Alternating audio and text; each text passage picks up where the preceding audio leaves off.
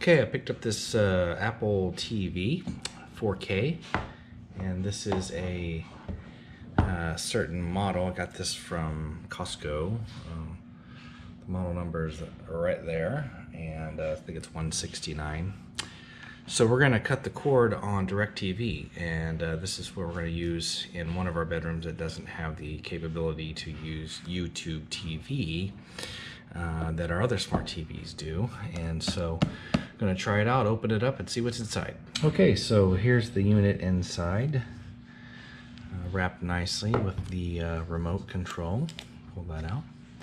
And then we have, obviously, get started manual, a USB cord. Can never have too many of those from Apple.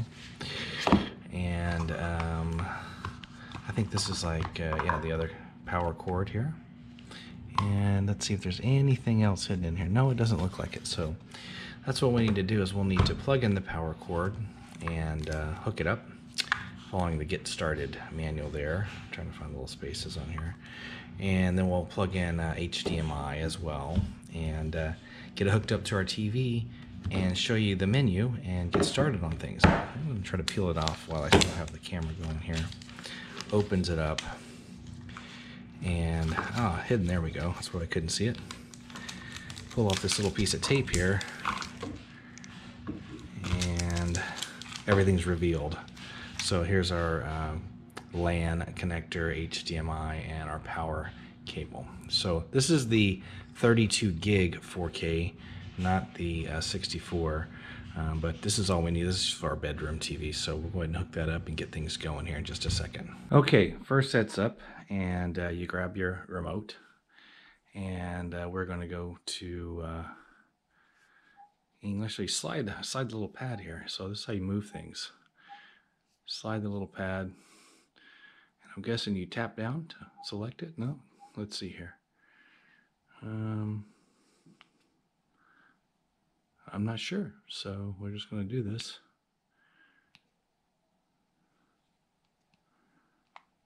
Oh, it clicks down. Okay, so it clicks down.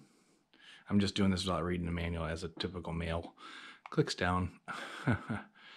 Yeah, we can use Siri. Set up with device, yes. So set up your Apple TV. We're going to use the iPad, and we'll connect it that way. Actually, if we can go back, I wonder. Set up manually. Let's do that.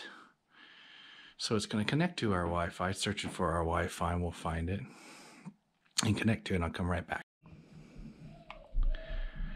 So I was actually able to use the voice to type in the password. That was pretty cool. So that was neat so far. So here it is, the first time setting it up, and we're going to go ahead and see it's activating Apple TV.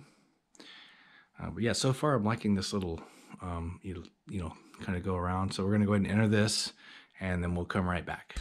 So we'll do not now, and see how this goes.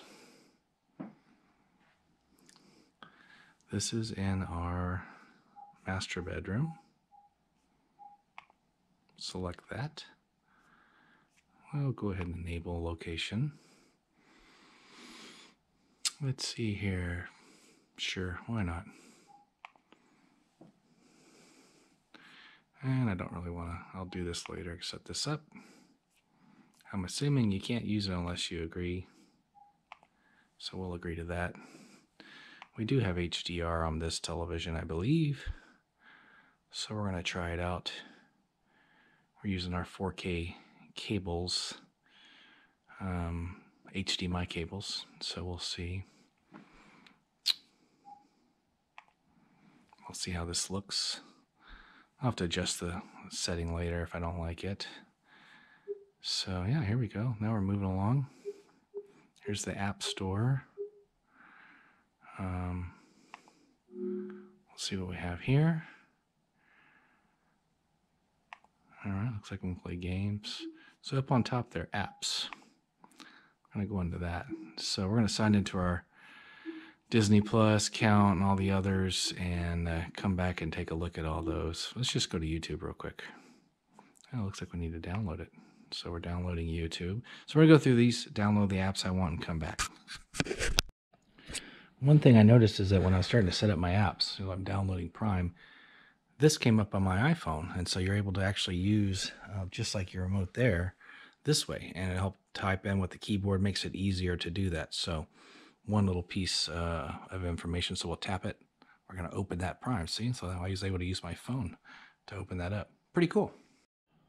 All right, I've downloaded everything, and so again, using the remote, you can come down to see all the ones I have downloaded now. So let's just, and I've signed into all of them, I believe. And so I need to adjust my picture settings, need to be a little better. But for example, here's YouTube TV, and it goes on to what you were watching last. And let's see here.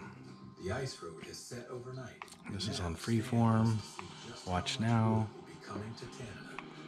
Don't know what's okay. There you go. So yeah, it's pretty cool. Then you just hit menu, kind of go back, menu again, kind of comes back, and you can, scroll through and work your. So we want to see what's on live right now. All right.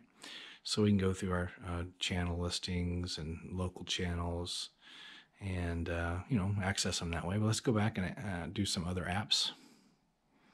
Just keep hitting menu. We're going to go back to let's go to Apple TV. I haven't not opened that one yet.